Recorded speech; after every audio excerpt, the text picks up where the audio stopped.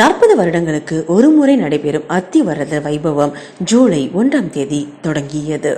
அத்திவரதரை தரிசிக்க பக்தர்கள் கூட்டம் அலைமோதுகிறது. மேஷம் முதல் மீனம் ராசி வரை 12 ராசிக்காரர்களும் அத்திவரதரை எப்படி வழிபட வேண்டும் என்று ஜோதிடர்கள் சில கருத்தை தெரிவித்து உள்ளனர். காஞ்சிபுரம் வரதராஜ பெருமாளின் ஆதிக்க மூர்த்தம்தான் அத்திவரதர். ஒரு சித்திரை மாதம் திருவோண நட்சத்திரத்தில் பெருமாள் தேவர்கள் அனைவருக்கும் புண்ணிய கோடி விமானத்தில் சங்கு சக்கரம் கதை தாங்கிய திருக்கோலத்தில் காட்சி தந்தார். அதே நாளில் பிரம்மதேவர் தனக்கு தரிசனம் தந்த பெருமாளின் திருவடிவத்தை அத்தி மரத்தில் வடித்து வழிபட்டார். இப்படித்தான் அத்திவரதர் மண்ணுலகில் எழுந்தருளினார்.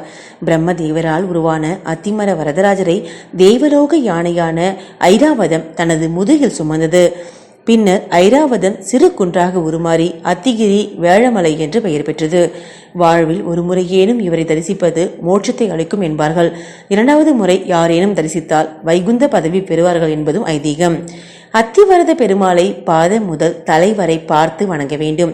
ஒவ்வொரு ராசியினரும் பெருமாளை முழுவதுமாக பார்ப்பதோடு அவர்களின் ராசிக்கேற்ப எந்த பகுதியை பார்த்து வணங்க வேண்டும் என்றும் ஜோதிடர்கள் தெரிவித்து உள்ளனர்.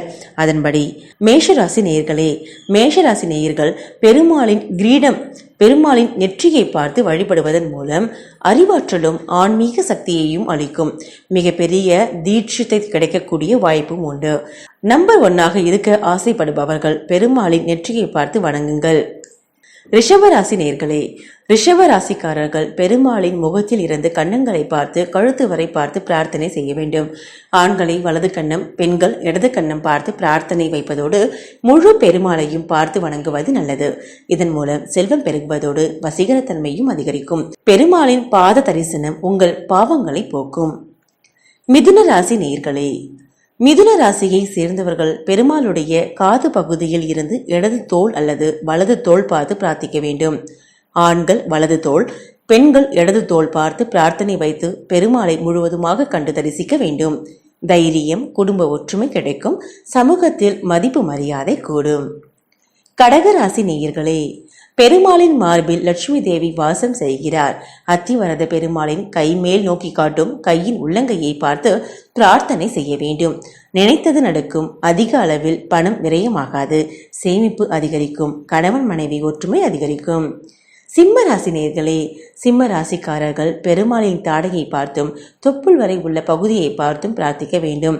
சமுதாயத்தில் பிரபலமாக வாழ வேண்டும் என நினைக்கும் சிம்ம ராசிக்காரர்கள் தாடையை பார்த்து பிரார்த்தனை வைக்க வேண்டும். அரசு வேலை கிடைக்க வேண்டும் என்று நினைப்பவர்கள் தொப்புள் பகுதியை பார்த்து வணங்கினால் நினைத்தது நடக்கும். கன்னி ராசி நேயர்களே, புதனை ராசிநாதனாக கொண்ட கன்னி ராசிக்காரர்கள் அழகானவர்கள், இளமையானவர்கள்.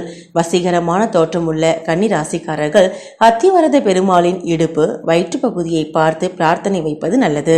திருமண தடைகள் நீங்கும். பெண்கள் பெருமாளின் இடுப்பு பகுதியை பார்த்து வணங்க தொழில் வளம் பெருகும். பிரார்த்தனைகள் நிறைவேறும். துலாம் ராசி நேயர்களே, துலாம் ராசியினர் பெருமாளின் இடுப்பு பகுதி முதல் தொடை வரை பார்த்து வணங்க வேண்டும். பெருமாளின் அடிவயிறை பார்த்து வணங்க நன்மைகள் ஏராளம் கிடைக்கும். ஆண்கள் முழங்கால் பார்த்து பிரார்த்தனை செய்வது நல்லது. வேலை வேண்டுபவர்களுக்கு நல்ல வேலை கிடைக்கும். விருச்சிக ராசி நேயர்களே, விருச்சிக ராசிக்காரர்கள் 7.5 சனியின் பிடியில் சிக்கி இருக்கின்றீர்கள்.